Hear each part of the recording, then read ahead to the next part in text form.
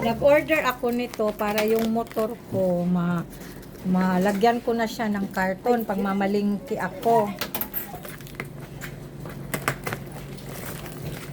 Sana kasya to.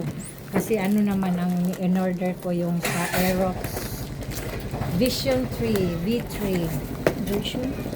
Ha? Version. Ha? Version di ay vision. Ayan, tapos na.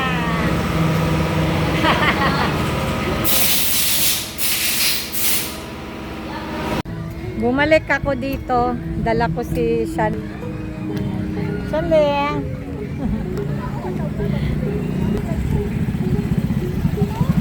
Pinapauna ko na si Ria eh. Day off kasi ni Ria ngayon. Pinapareserve ko na siya kasi ang dami talagang tao dito.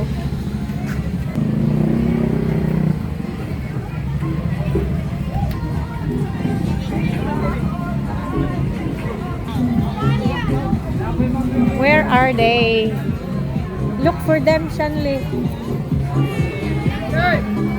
I don't see them. I will call. Ayun pala sila.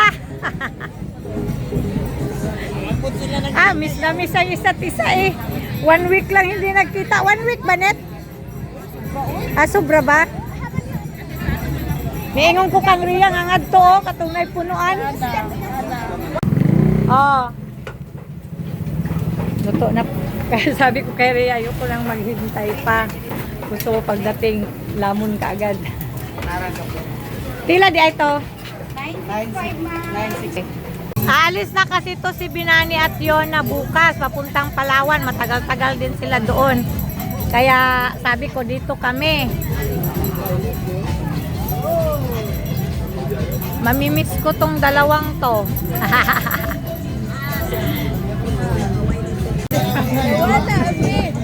Dali, Grace. Re, dali na, Re. Oo, pamuni-muni dayon. Magpamuni-muni lagi dayon. Sige, may ano to, asa mo damit. Sinundo pa kasi to ni Ria, oh. Si Dinagat Girl.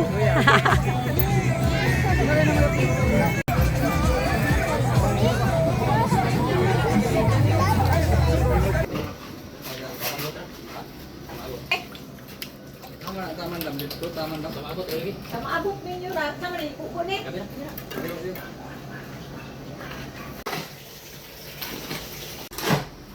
Tingin ka ba para sa sunod tayo nang gagawa niyan? Oh.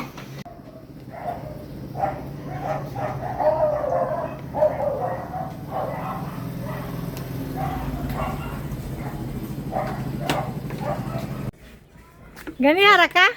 Rek? Karang pamikabot ay. Daming lakad eh. Daog na siguro akin. Tawag, dili mo na makuha niya, no? Wala siguro way signal nga to sa akong gantuan. Hindi daw nila ako makontak.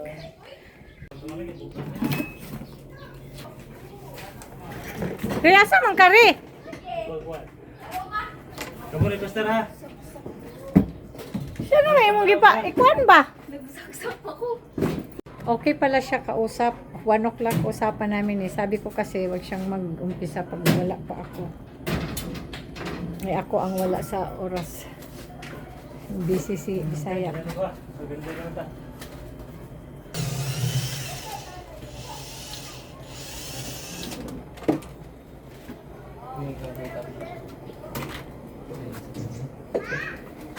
To, Rek, install Rek.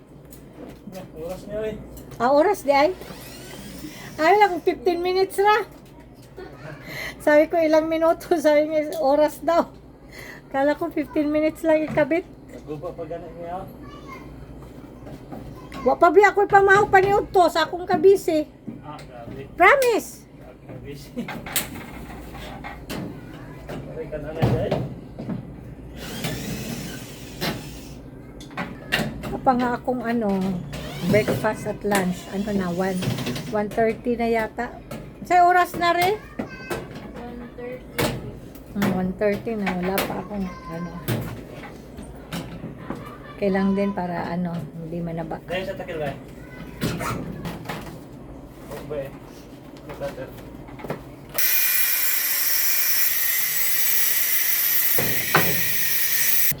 Ibalik.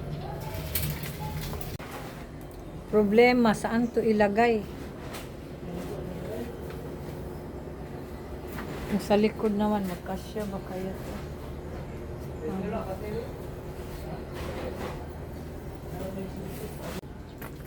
Ayun, tinalon doon sa kapitbahay.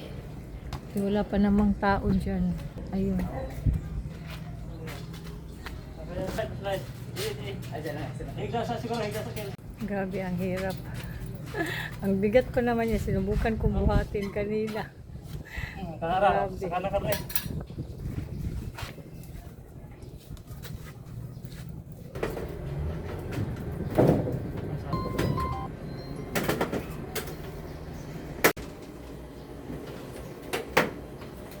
May ano na, glass.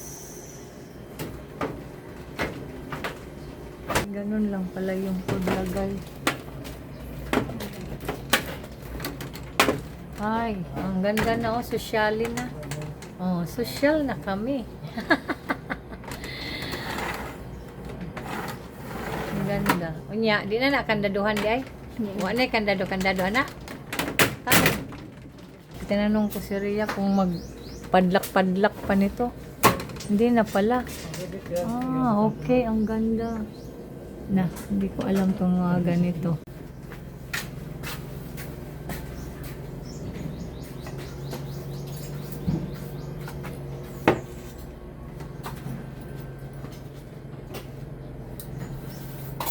Punasan muna namin yung salamin. Naabutan ng gabi eh. Kana sakto na na rin. Anak. Grabe pa ang isip namin kung anong lalagyan nito. Kasi dati, ginaganon lang namin to sa yung parang alambre. Ito lang pala. Oh, masabit siya. Ayun na, ikuan rin na. Masabit siya. Hindi siya matagap. I hope. Na ng kamay ko rin. Sunod, ikaw na nito ha. Ikaw naman. Natuwa naman ako kasi ano, yung mga bumibili, lahat talaga, sabi lang, wow, ang ganda, upgrade na. Ang sarap sa pakiramdam.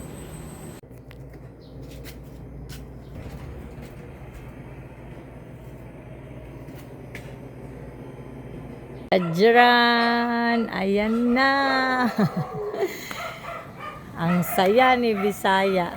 Yan pa lang ang napagawa ko as of now. Ito, to be continued pa to. Dahan-dahan lang. Matatapos rin to. At least, di ba?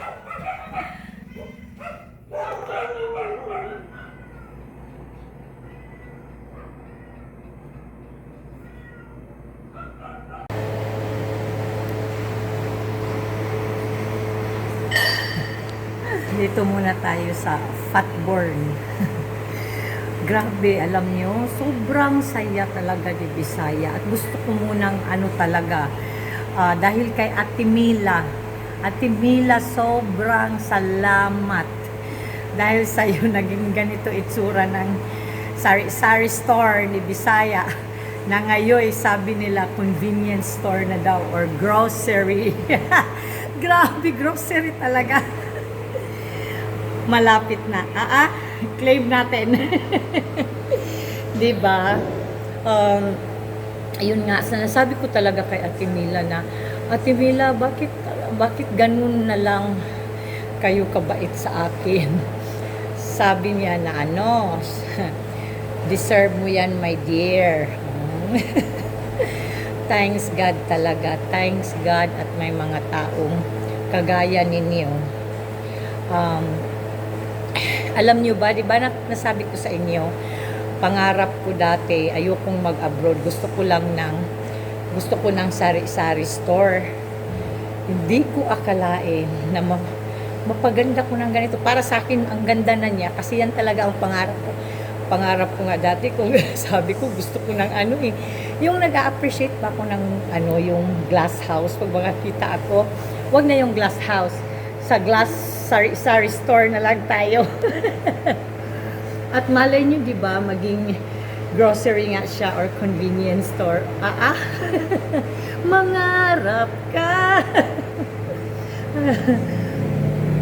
Sobrang salamat at gusto ko ring magpasalamat sa inyong lahat na hindi talaga kayo nagsasawang mag-support sa akin. Yung mga comment ninyo, alam nyo ba na yun ang tanging nagpapasaya sa akin, yung magbasa ako ng comment ninyo. Ang laking tulong yun sa akin ngayon. Lalo na alam nyo naman, busy-busyhan si Bisaya at nandito si Mama nasa bahay na nga. Shanley nag-aaral. So, kaya natin to. Ano lang, ito talaga, bumalik ako sa pag-gym. Kasi naisip ko kung puro na lang yung pag-alaga, pagpunta ng tindahan, pamalengke para sa tindahan. Naku, baka malosyang si Bisaya. Losyang talaga. Ayoko naman nun. At least, bigyan ko rin yung sarili ko ba ng ganito. Kaligayahan ko to eh. Parang reliever ko to, yung pag-gym. At saka healthy din, di ba? Pero hindi na ako magpapasobra ng pag-gym at gaya ng dati na na-injured si Bisaya kasi akala bata pa, nagbubuhat ng mabigat. Naka 70 kilos na ako dati ng buhat, minsan nga 80. Depende naman sa kung anong tawag nito? Anong klaseng paglilift. So yun, tapos na ako doon. So ngayon, ito lang talaga, gusto ko lang na yung circulation ng dugo ko, okay siya. Kasi, tsaka gusto ko rin firm yung skin ko, yung ko pala, firm, yung katawan ko. So, nababother ako dito, napansin nyo. Pag hindi talaga ako nagme-makeup, yan, kitang-kita talaga. Kung naalala nyo, di ba, nag-share ako sa inyo dati na na-aksidente ako doon sa Dubai. Upside down yung kotse. Ito yun, lubog yan dito. Na fracture talaga to, yung buto ko dyan. Sabi nga ng doktor, noon hindi pa masyadong halata. Pero pag yung tatanda na, yun, mahalata na. Ayan, halata na nga siya, oh. Yan.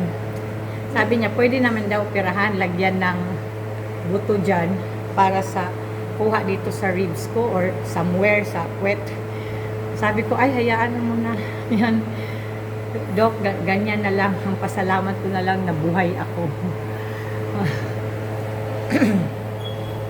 So, yun ang na dahilan kung bakit din ako bumalik ng gym.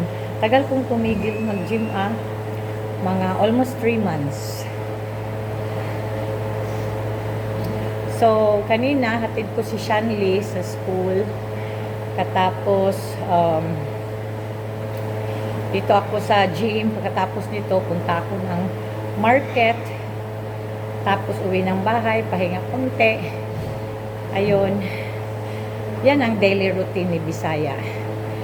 So, thankful na alam nyo, sa sitwasyon ko ngayon, sa totoo lang, nakakapagod, pero masaya. At saka may peace of mind ako. Kasi, ayan na nga, si Mama, andyan na sa bahay. At saka, lalo na, si Ma'am Yolanda din, grabe ang support ni Ma'am Yolanda sa akin. Sobra yung suporta ni Ma'am Yolanda sa amin. Hindi lang sa akin, kay Mama, kay Shanley. Laking pasalamat ko. Kayong lahat, actually, kayong lahat. Laki ng tulong nyo. At parte na talaga kayo ng buhay ko.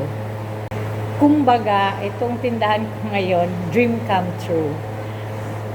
Sana pag pa, God's will, lalaki pa siya. para lalaki din ang kita. Kasi kailangan natin yan. Hindi madali yung may senior ka sa bahay. Hindi madali. Alam ko maraming nakaka-relate nito. Pero, ganyan nga. Isa talaga sa, alam ko kayong lahat, maraming mga nagko-comment na halin ang magulang. Pero alam niyo, si Ma'am Yolanda, yung shinare niya sa akin, yung pag-alaga niya sa nanay niya, sobra akong na-enlighten, na-touch ako. Kaya, na rin si Binani, palagi akong pino-forwardan tungkol sa magulang.